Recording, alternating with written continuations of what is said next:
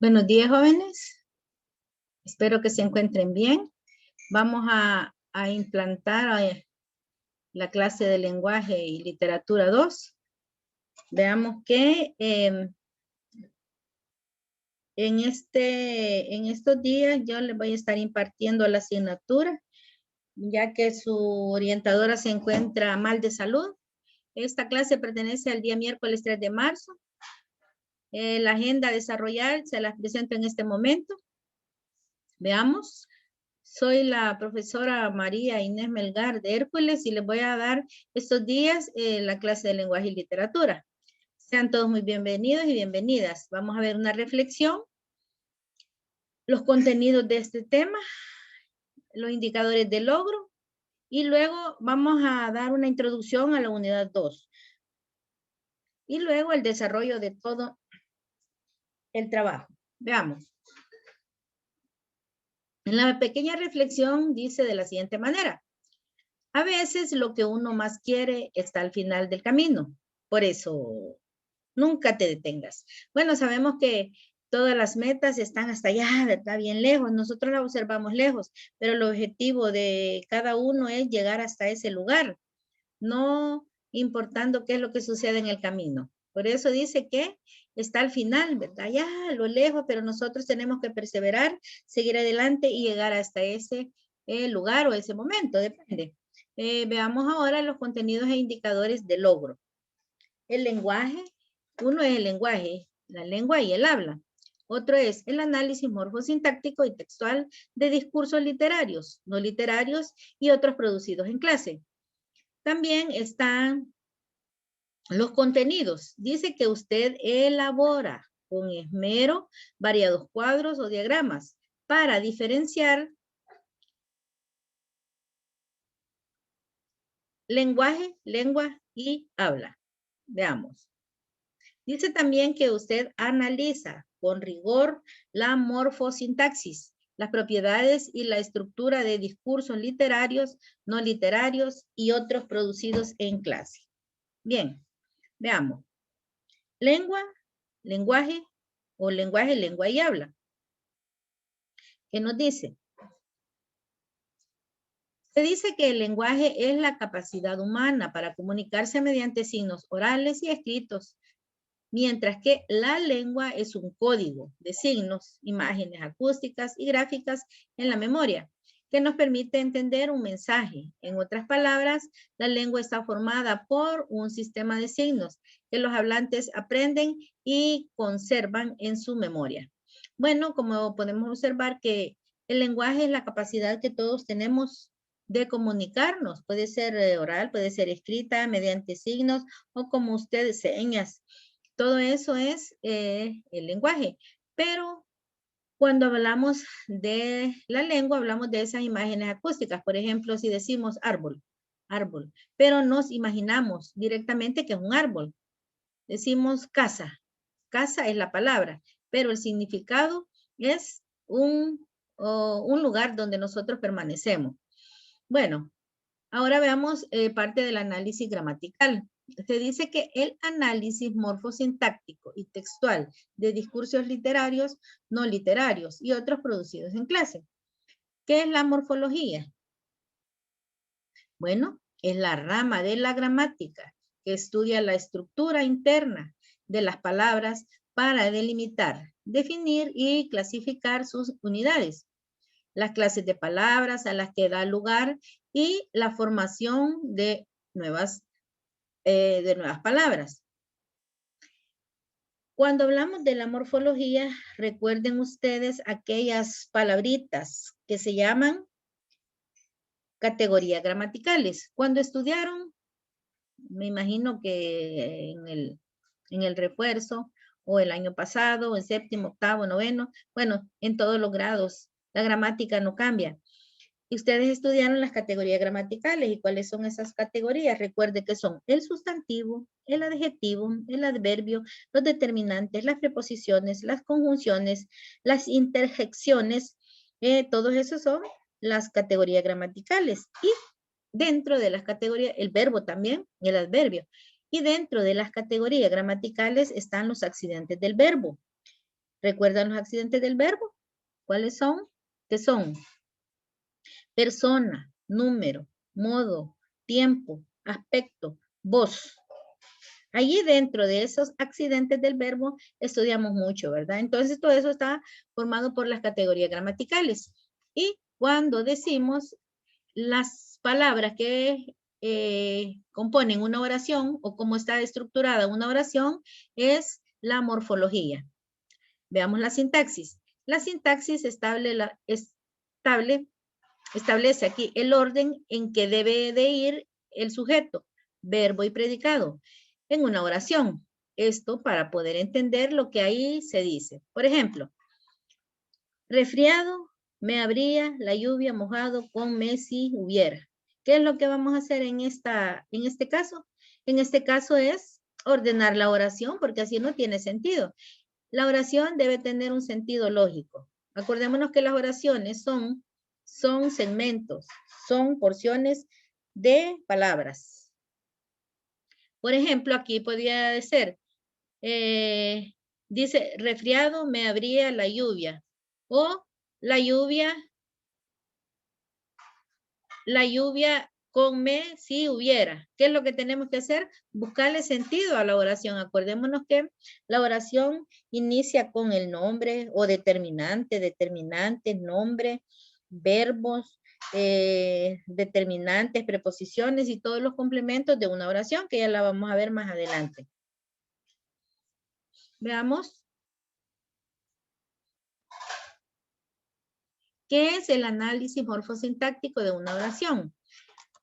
Se dice que para poder comprender qué es el análisis morfo o sintáctico de una oración, en primer lugar debemos conocer los tipos que podemos utilizar. Dicho de otro modo, a la hora de enfrentarnos a una oración, podemos hacerlo desde el punto de vista sintáctico o morfológico. Si hablamos ahí en la parte anterior que el análisis sintáctico también es cuando hablamos de un análisis sintáctico. Lo que buscamos es señalar cuáles son las funciones sintácticas que cada una de las palabras tiene dentro de la oración. Por ejemplo, si nosotros decimos, los pájaros vuelan. Los pájaros vuelan. ¿Quién es el sujeto? Los pájaros vuelan, el predicado. Acordémonos que el predicado siempre es el verbo o es a partir del verbo. Ahí depende cómo sea la oración. Si dicen los pájaros vuelan alto. Los pájaros sujetos vuelan alto, el predicado. ¿Qué clase de predicado es? Predicado verbal. Acordémonos que el predicado verbal es cuando el verbo ya nos dice qué hace el sujeto. Y existen dos clases de predicado, el predicado verbal y el predicado nominal. El predicado nominal es el que el sujeto no nos dice, el verbo no nos dice nada del sujeto. Por ejemplo, si decimos, María está, pero ¿cómo está? No nos dice nada del verbo. Entonces debemos de agregarle un complemento que se llama atributo. Acordémonos que las oraciones de predicado nominal están acompañadas del verbo copulativo. Los verbos copulativos, ser, estar, parecer, semejar, lucir. Veamos, el análisis morfológico. Por su parte, el análisis morfológico es aquel en el que nos centramos en la clase, forma o categoría de las palabras que forman la oración. La morfología de las oraciones es asignar a cada palabra. Por ejemplo, bueno, ya les vamos a ver un ejemplo más adelante, pero si decimos la casa, ¿qué es? Un determinante artículo. ¿Casa qué es? Es un sustantivo. Si solo morfológicamente lo hacemos. Ahora, si hacemos un análisis morfosintáctico, ya es diferente. Por lo tanto, podríamos decir que el análisis morfosintáctico es aquel que combina las dos formas anteriores y, por tanto, el más completo de los dos. Realizar correctamente este análisis nos permitirá conocer en profundidad la frase analizada. Veamos.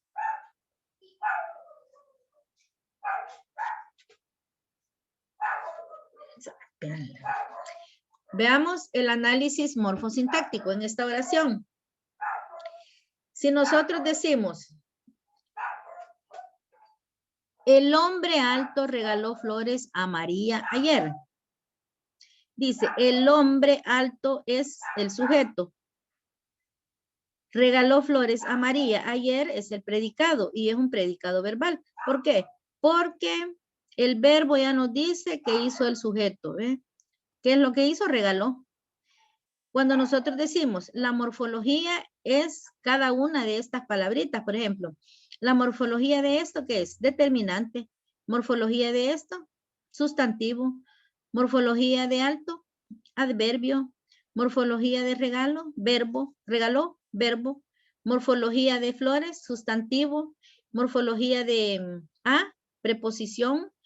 Morfología de María, sustantivo. Y morfología de ayer es un adverbio, de tiempo. Eso es morfológicamente. Pero si nosotros decimos sintácticamente o morfosintaxis, ya unimos las dos. Decimos, el hombre alto regaló flores a María ayer. El hombre alto, sujeto, hombre alto. Predicado verbal, regaló flores a María ayer. ¿Qué es él? Ya sintácticamente, determinante, hombre, es el núcleo del sujeto. Regaló el verbo. Flores a María es ya el complemento de la oración. Entonces, y nos preguntamos también en la sintaxis, ¿qué es lo que regaló el hombre? ¿Qué es lo que regaló? Regaló flores. Entonces, flores es un complemento directo. ¿Por qué?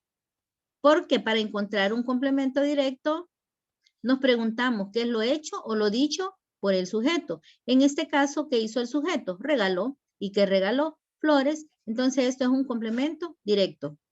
Luego, nos vamos a la oración, la parte final. Regaló flores. ¿A quién? A María ayer. Cuando decimos a María ayer, esto es un complemento indirecto. Pero, ¿cómo encontramos el complemento indirecto? Bueno, el complemento indirecto es a quién o para quién se hacen las cosas. Para quién o a quién las hace el sujeto. Si decimos, regaló flores, ¿a quién se las regaló? A María. Entonces, esto es un complemento indirecto. Bueno, esto ya es un análisis morfosintáctico. Unimos la sintaxis con la morfología. Veamos. Aquí hay otros ejemplos. Miren, complemento directo e indirecto.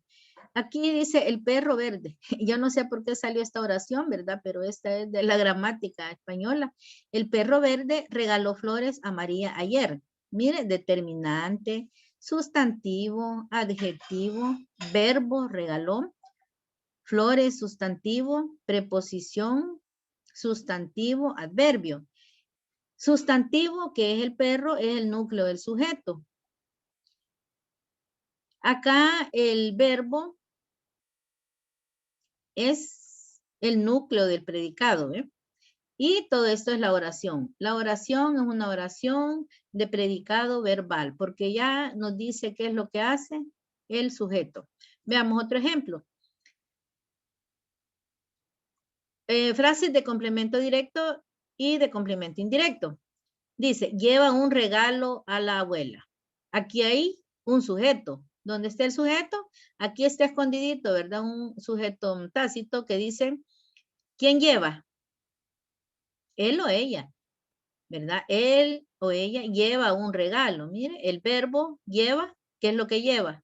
Un regalo. Entonces, este es un complemento directo. ¿Por qué?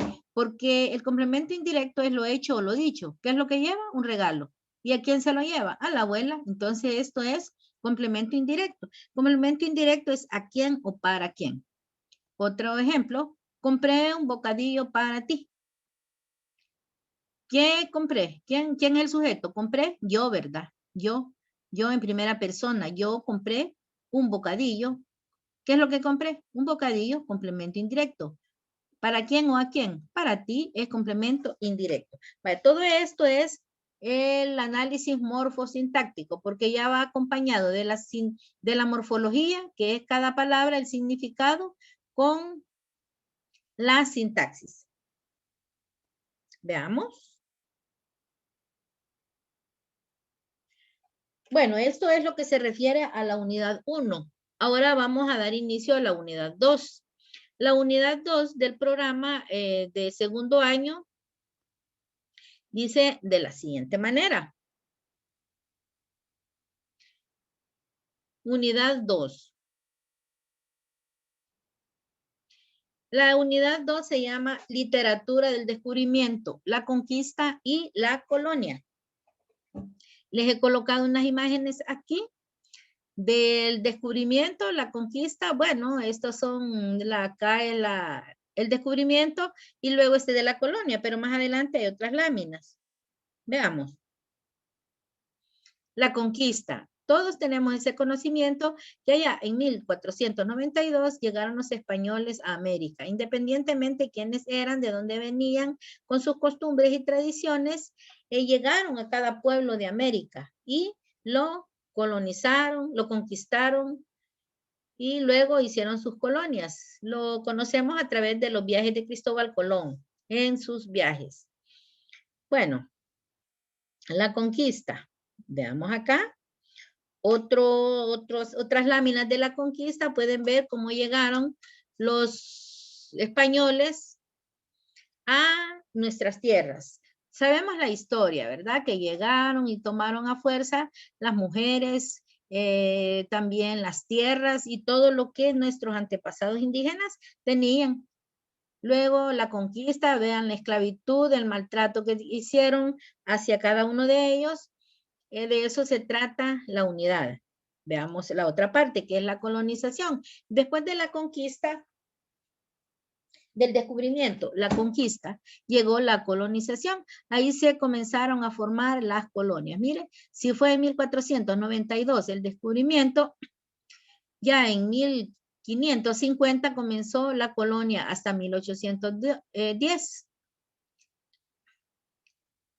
Y luego se independizaron los países.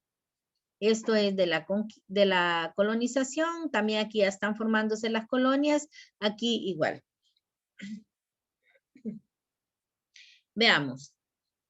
La colonización, otra lámina. Dice, colonización es la acción de dominar un país o territorio con pobladores de otra región. Eso es lo que sufrió América allá en 1492. Si ustedes se recuerdan, en la unidad 1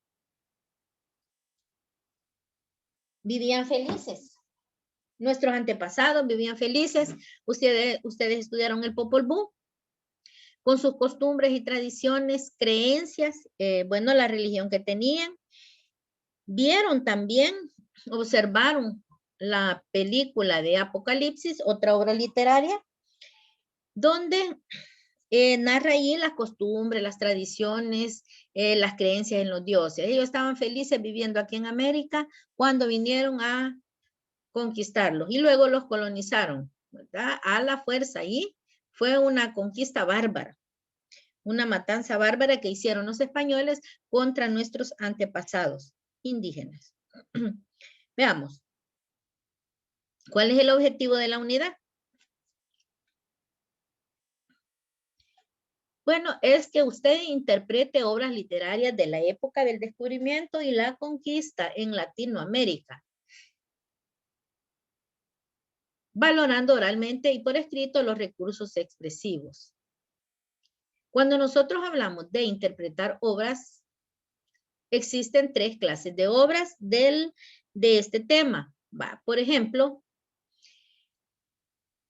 están las obras del descubrimiento. Están las obras de la conquista y las obras literarias de la colonia. En las obras del descubrimiento hay muchas. Entre ellos están las crónicas de Bernal Díaz del Castillo, de Fray Bartolomé de las Casas, del mismo Cristóbal Colón. Hay unas que se llaman La cara de la conquista, también La verdadera historia de la conquista de la Nueva España, por el fraile, ¿verdad? Bartolomé de las Casas, La brevísima relación de las Indias. Todo esto es del descubrimiento. Existen también ya las obras de la conquista.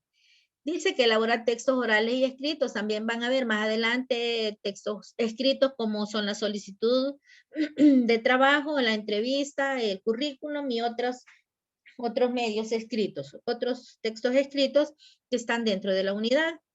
Pero estábamos hablando de las obras del descubrimiento, que son las que les he mencionado, las crónicas, todo lo que relataron quienes venían en esas carabelas, todo el sufrimiento que pasaron esas personas que salieron desde el puerto de Palos, allá en 1412, y atravesaron todo el océano Atlántico hasta llegar a América.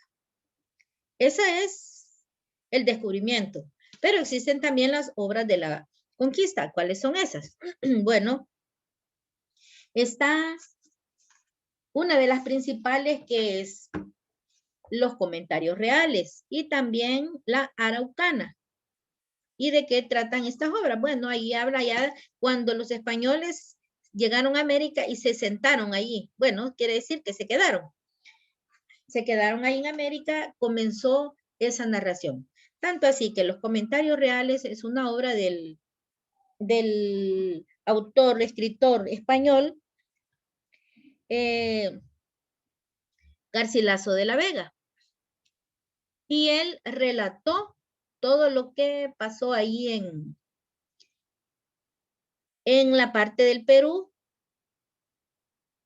Bueno, habla en la primera parte de la conquista del Perú, de cómo llegaron, cómo estaban ellos ahí ubicados. Y luego la segunda parte de los comentarios reales habla ya del proceso o el nacimiento de todo el pueblo inca, ya después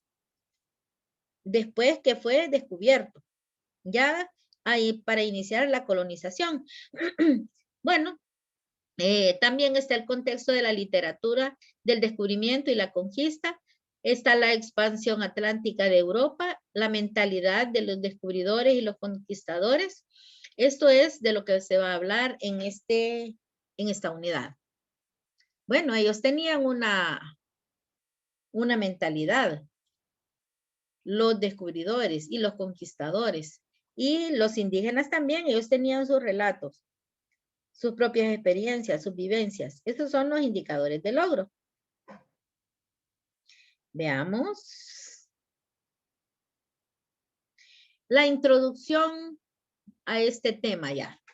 Ya a lo que vamos a ver, que es el descubrimiento, conquista y colonización de América. En esta unidad se presentan los principales testimonios literarios del descubrimiento, conquista y periodo colonial de América. En el componente de lengua se analiza el sistema fonológico del castellano. En expresión se practican los pasos y procedimientos para conseguir y organizar los datos que requiere la elaboración de informes, reportajes, etc.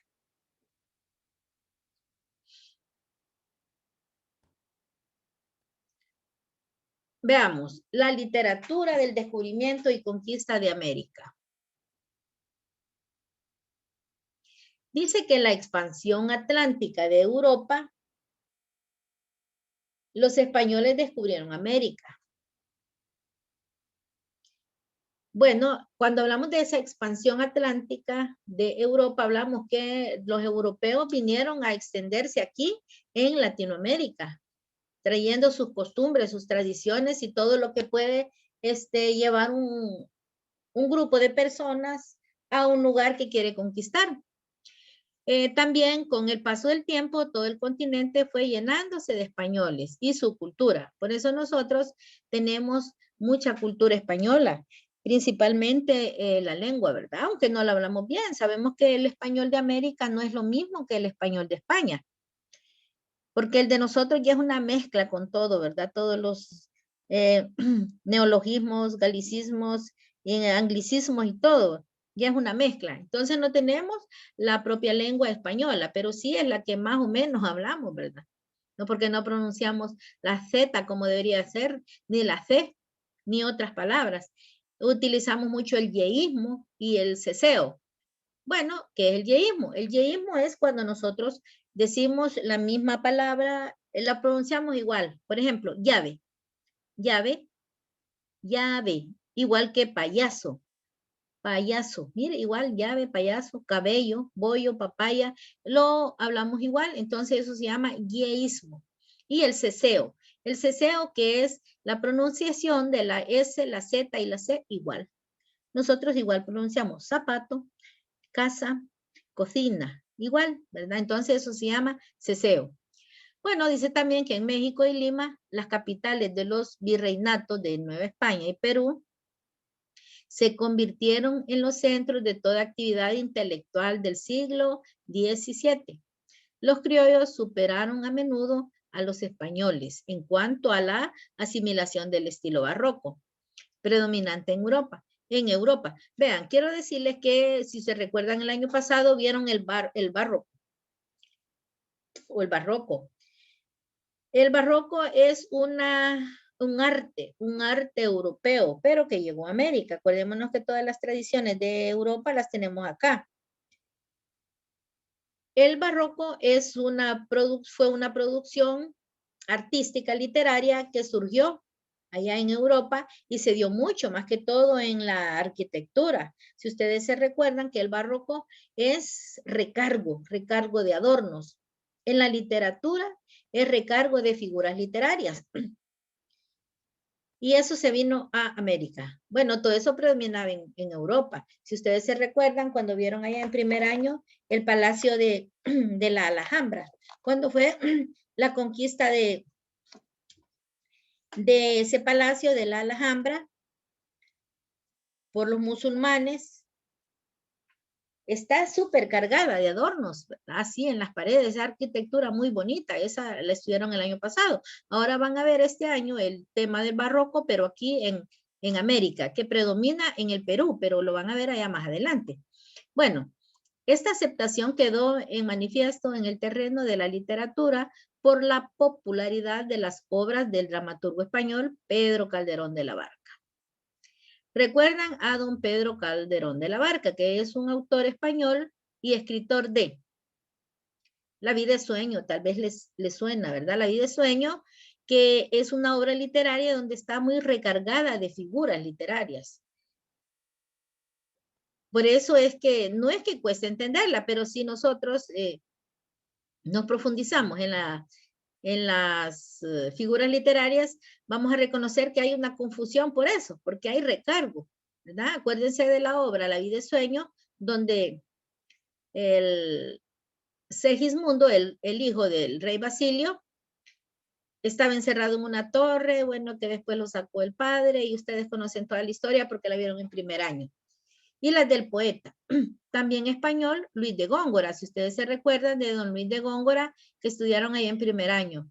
Era el principal junto a otros escritores como Fray Luis de León, San Juan de la Cruz, Santa Teresa de Jesús, así como la producción literaria local. El más destacado de los poetas del siglo XVII en Latinoamérica fue la monja mexicana Juana Inés de la Cruz, que escribió obras de teatro en verso, de carácter tanto religioso, por ejemplo, El Divino Narciso en 1688, también como literatura profana. Escribió asimismo poemas en defensa de las mujeres y obras autobiográficas en prosa acerca de variados intereses. Cuando hablamos de Sor Juana Inés, de aquí, de esta señora, Sor Juana Inés de la Cruz, mexicana, aunque era descendiente español, ¿verdad? El padre de España y la madre de México, por eso ella es mexicana. Sor Juana Inés de la Cruz habla de dos amores. Habla del amor divino y del amor profano o el amor carnal. En sus obras literarias del amor divino, ella hace alusión a las cosas de Dios y a todo lo que en ella pudo haber creído. También habla del amor profano, del amor de una mujer hacia un hombre o del amor carnal que puede dar entre padres e hijos, entre hermanos, ahí como quiera, ¿verdad? Entonces, de esto trata. Sor Juana Inés de la Cruz escribió muchos poemas y más que todo la principal que es su obra de Redondillas, donde dice aquella expresión, hombre necios que acusáis a la mujer sin razón, sin saber qué es la ocasión de todo lo que acusáis. Vean, Sor Juana Inés de la Cruz era monja, pero al mismo tiempo como que fue monja arrepentida, ¿verdad? Porque tenía inspiración hacia el amor carnal, no solamente al amor divino. Y Sor Juana Inés de la Cruz se distinguió porque escribió sus poemas octosílabos. Quiere decir que los versos tenían 8 sílabas. La mayoría de poemas de Sor Juana están escritas en octosílabas. Siempre una rima consonante. Rima consonante, versos de arte menor, porque son octosílabos. Acordémonos que los versos de arte menor son de 2 a 8 sílabos y los versos de arte mayor de 9 en adelante. Bueno, eso es ya literatura de la colonia. Hablábamos de la primera, que eran del descubrimiento, eran las crónicas, la verdadera conquista de la Nueva España, la brevísima relación, bueno, todas esas son del descubrimiento, de la conquista, los comentarios reales y la araucana. La araucana se trata de la conquista de Chile con el indio principal que era Caupolicán. Ahí es lo que vamos a estudiar o vamos a ver más a fondo en otra clase. Bueno, esto continúa. La mezcla de sátira y realidad que dominaba la literatura española llegó también al Nuevo Mundo. ¿Y cuál es el Nuevo Mundo? América. Y ahí aparecieron, entre otras obras, la colección satírica Diente del Parnaso, del poeta peruano Juan del Valle Caviedes, y la novela Infortunios de Alonso Ramírez, en 1690, del humanista y poeta mexicano Carlos de Sigüenza y Góngora. Bueno, pero ¿cuál era la mentalidad de los descubridores y conquistadores? Bueno, esa mentalidad de los descubridores y conquistadores de América era que los habitantes del Nuevo Mundo eran seres inferiores, por lo que consideraron necesario someterlos. Por eso por todos los medios posibles, y explotar sus riquezas. Cuando dice acá que la mentalidad de los españoles era que aquí en América solo había gente inferior, primeramente por su color, ¿verdad? Porque eran grandes racistas los europeos. Primeramente, el color. Y ellos creían que eran hombres débiles, inferiores, y por eso los conquistaron y los sometieron a ellos. Esa era la mentalidad de los conquistadores, pero no de todos.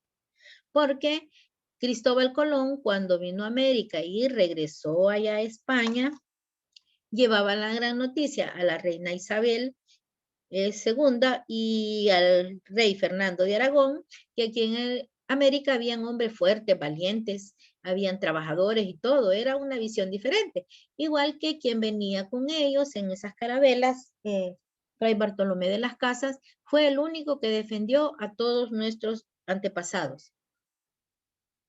Una historia muy bonita la que cuentan los conquistadores y también los conquistados, porque hay dos versiones.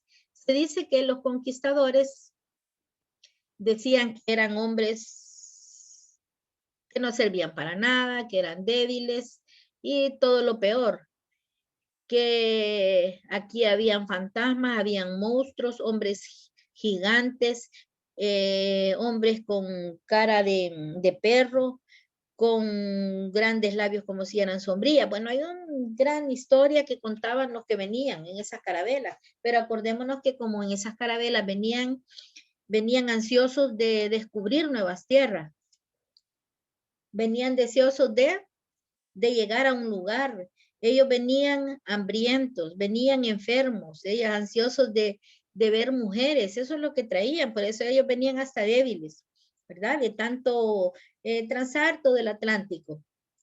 Bueno, veían muchas cosas y por eso es que ellos tenían una mentalidad. pero Cristóbal Colón tenía otra.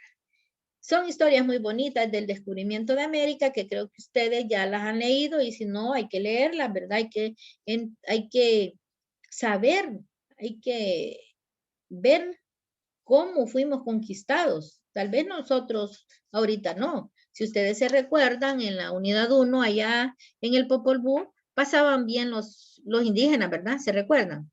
Con aquellos dioses formadores y creadores. Ellos pasaron bien. Vivían felices con sus dioses y todo. Tepejú y Ducumax, y luego toda la descendencia de Ixpillacoc y toda la descendencia hasta llegar a las 12 tribus de los mayas.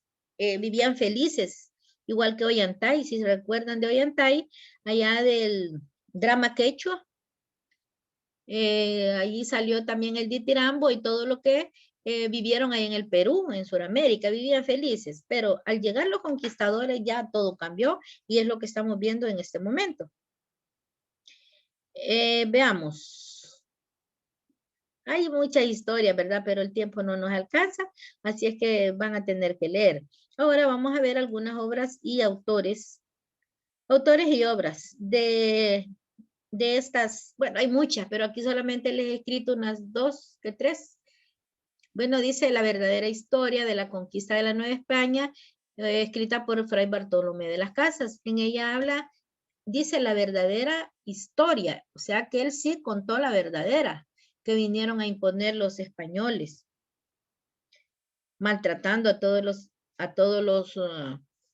precolombinos. Y él estaba a favor de ello, él los salvaba, ¿verdad? Pues bueno, de la manera que él podía, estaba al lado de nuestros indígenas.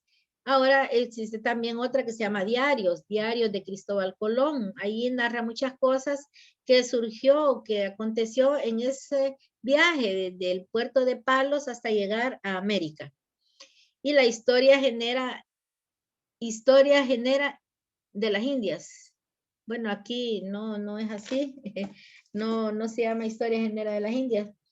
Es la historia general, ¿verdad? De las Indias. Que es de Bernal Díaz del Castillo. También habla sobre esta conquista. Luego, los comentarios reales. En los comentarios reales, una obra muy bonita del español Garcilaso de la Vega.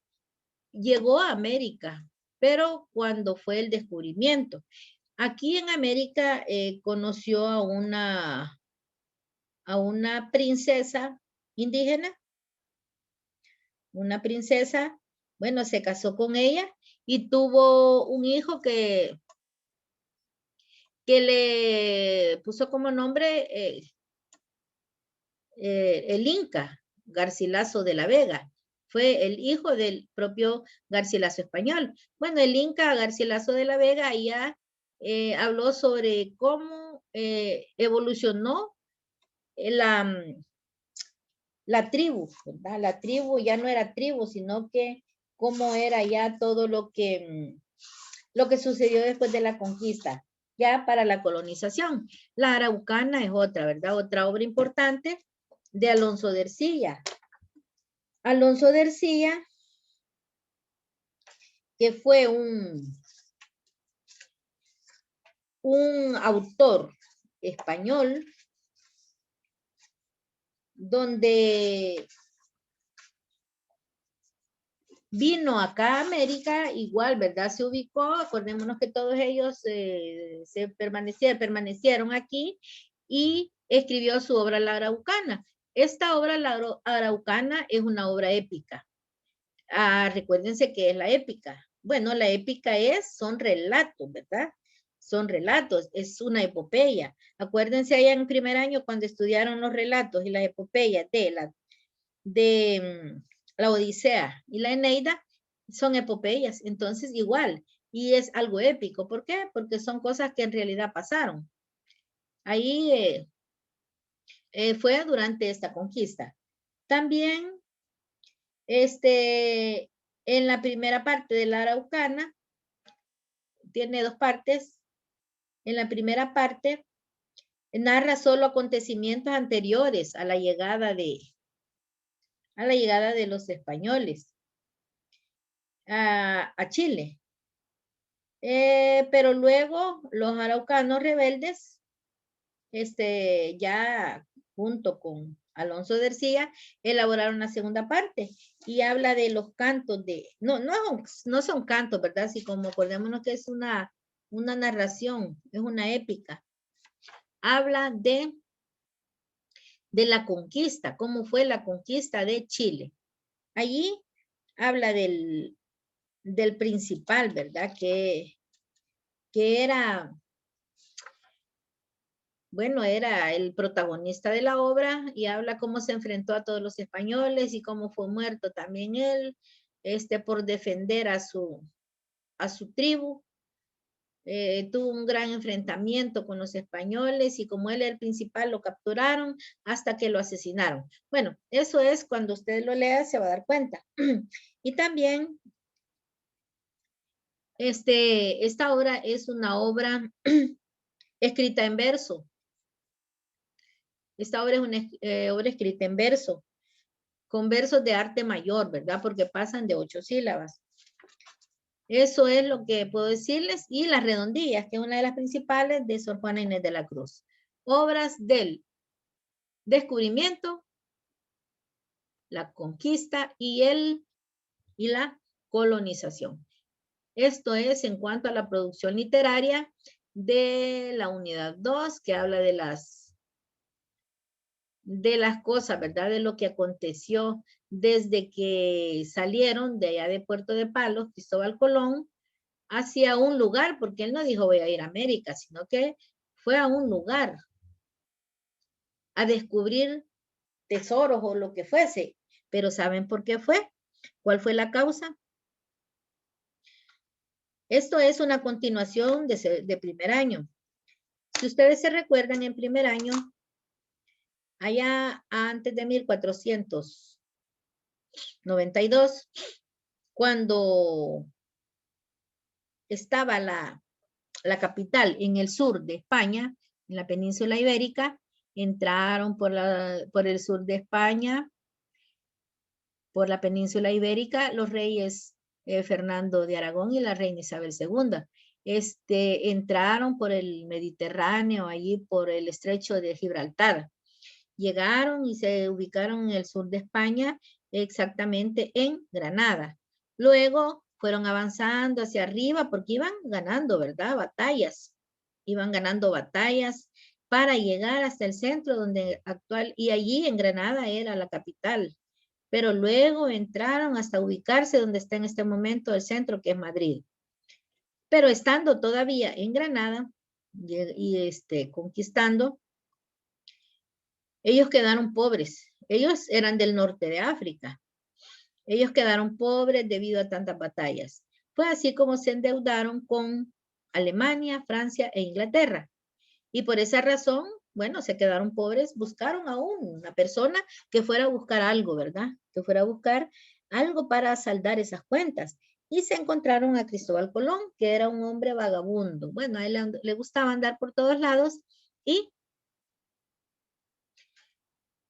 lo llamaron, le dijeron, y se trajo todas las cosas, bueno, lo mandaron hacia algún lugar a conquistar, él se vino a América y no vino solo, sino que vino con mucha gente de la clase baja, si él no vino con la clase alta, sino que con una clase baja donde habían hasta presos, ¿verdad? Y todos enfermos. Por eso algunas enfermedades son herencia de España, ¿verdad?